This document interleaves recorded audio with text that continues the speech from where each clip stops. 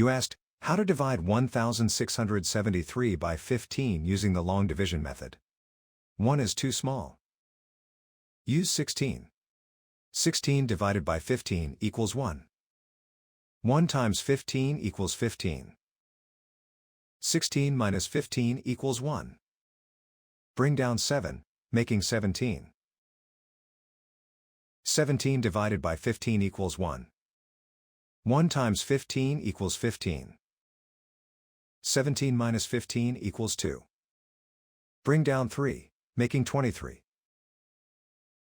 23 divided by 15 equals 1.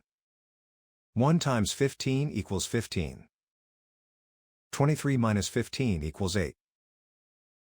The remainder is 8. The final result is 111 remainder 8.